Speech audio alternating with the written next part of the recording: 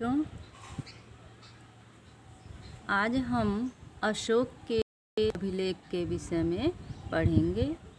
अशोक के अभिलेखों को 3 भागों में बांटा गया है: शिलालेख, स्तंभलेख और गुहालेख। तो सबसे पहले हम अभिलेख किसे कहते हैं इस पर प्रकाश डाल रहे हैं। अभिलेख से तात्पर्य ऐसे लेख से है जो स्तंभों, चट्टानों, गुफाओं, ताम्रपत्रों जैसी कठोर सतह पर खुदे हुए हैं। प्राचीनतम अभिलेख में लिखे गए हैं। इनकी लिपि ब्राह्मी, खरोष्ठी और अरामाइक यानी हिंद यूनानी है। तो अब आपको समझ में आ गया कि अभिलेख किसे कहते हैं। सरल शब्दों में, राजाओं द्वारा आदेशों उपदेशों को जो शिलाखंडों, स्तंभों और गुफाओं की दीवारों पर उत्कीर्ण कराया जाता था या ताम्रपत्रों पर उत्कीर्ण कराया जाता था, उसे ही अभिलेख कहा जाता था। अशोक के 3 प्रकार के अभिलेख प्राप्त हुए हैं: शिलालेख, स्तंभलेख और गुहालेख।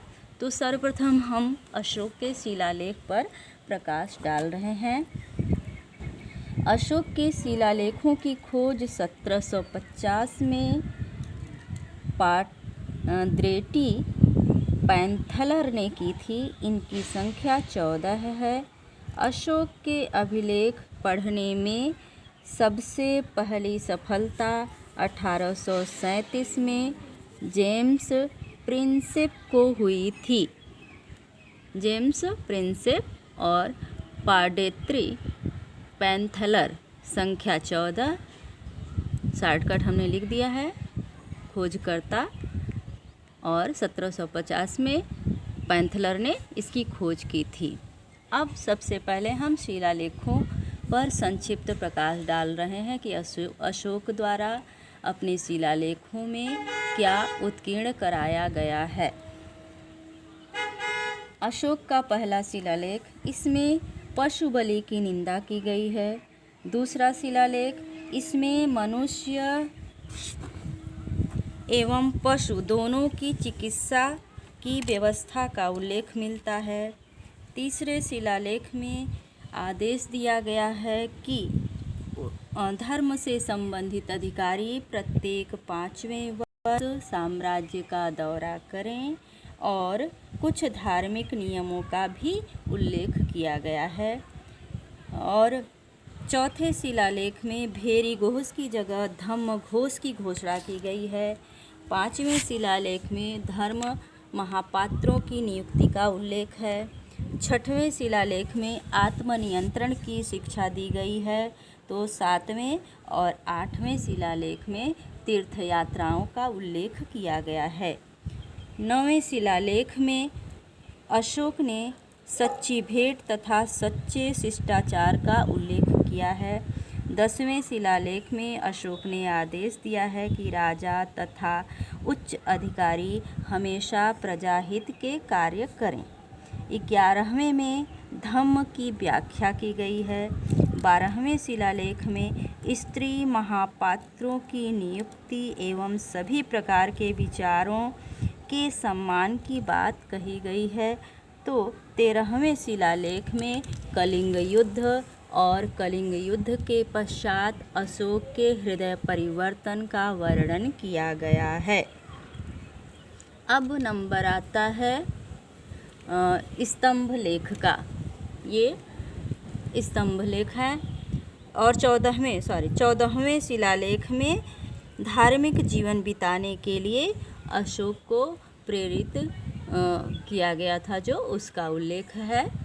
बुद्धगुप्त द्वारा जो अशोक को प्रेरित किया गया था बौद्ध धर्म ग्रहण करने के लिए, इसका उल्लेख 14वें शिलालेख में है। इसके बाद स्तंभलेख का नंबर आता है। स्तंभलेख संख्या में 7 हैं। यह विभिन्न स्थानों से प्राप्त हुए हैं और इनकी भाषा जो है वह प्राकृत है और लिपि ब्राह्मी है। पहला स्तंभलेख जो है वह है प्रयाग स्तंभलेख। यह पहले कौशाम्बी में स्थित था। इस स्तंभ लेख को अकबर ने इलाहाबाद के किले में स्थापित करवाया। दूसरा स्तंभ लेख है दिल्ली टोपरा। यह फिरोज शाह तुगलक द्वारा टोपरा से दिल्ली लाया गया। तीसरा है दिल्ली मेरठ। पहले मेरठ में स्थित था। यह स्तंभ फिरोज शाह द्वारा दिल्ली लाया गया। चौथा है रामपुरवा। यह स्तंभ लेख चंपारण बिहार में स्थित है। इसकी खोज 1872 में हुई थी। पांचवा है लौरिया अरेराज, चंपारण बिहार में ही है। छठवां है लौरिया नंदनगढ़, चंपारण बिहार में ही है। इस पर मोर का चित्र बना हुआ है। और सातवां अभिलेख जो है सबसे लंबा है। इस अभिलेख में मनुष्य मेरे सच्चे मित्र हैं, पुत्र हैं, ऐसा अशोक ने उत्कीर्ण करवाया है। और गुहा लेखों में अधिकांशतः गुफाओं की दीवारों पर उत्कीर्ण कराया गया अभिलेख आता है, जिसमें सारे कूना कंदहार अभिलेख प्रमुख है, जो कि अरेमिक भाषा में लिखा गया है। तो इस प्रकार से अभिलेखों में वर्णित समस्त बातों का हमने उल्लेख कर दिया। इससे स्पष्ट हो जाता है कि उस समय राजा लोग जो भी व्यवस्था प्रजा हित के लिए करते थे या जो भी कार्य करते थे, वह जनता में किस प्रकार पहुँचे, उसका संदेश जनता को कैसे पहुँचे और वह भविष्य के लिए मार्गदर्शन का कार्य कैसे करे, इसके लिए उत्कीर्ण करवा देते थे। जिन चीज़ों पर उत्कीर्ण करवाते थे उसी को लेख कहा जाता था, जैसे शिलालेख शिलाओं पर, स्तंभ लेख खंभों पर और गुहालेख गुफाओं की दीवारों पर। सभी जो है पत्थर से ही बनाया जाता था, किंतु क्या होता था, शिलालेख में शिलाओं को एक आकार प्रकार में काट करके उस पर लिखा जाता था। स्तंभ में क्या होता था कि पत्थरों को चमकाया जाता था, गोलाकृति दी जाती थी और उस पर पालिश किया जाता था। तत्पश्चात उस पर लेख उत्कीर्ण करवाए जाते थे और पत्थरों को काट करके ही गुफाओं का निर्माण होता था और उसकी दीवारों पर लेख उत्कीर्ण कराए जाते थे।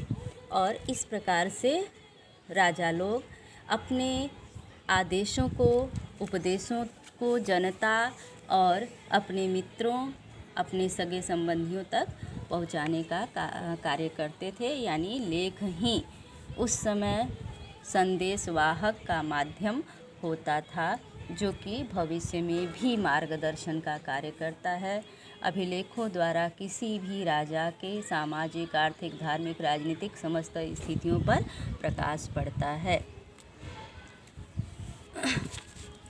अब हम विश्व इतिहास में अशोक के स्थान पर प्रकाश डाल रहे हैं।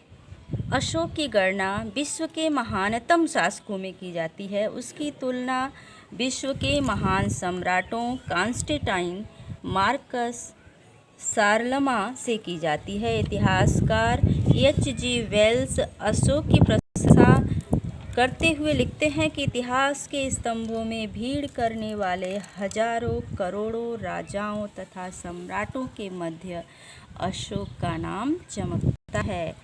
वोल्गा से लेकर जापान तक अशोक का नाम आदरणीय है। चीन, तिब्बत तथा भारत भी आज तक अशोक की मानता की गाथाओं को सुरक्षित रखते हैं।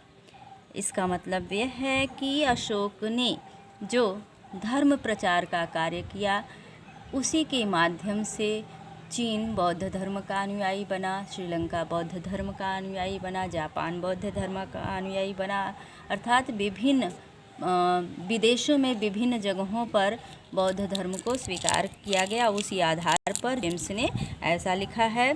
और अशोक का विश्व इतिहास में सर्वोच्च स्थान प्राप्त करने का एक कारण यह भी है कि किसी भी विश्व के इतिहास में किसी भी राजा का ऐसा उदाहरण नहीं मिलता है कि एक महान विजय के बाद राजा ने म्यान तलवार में रख दी हो।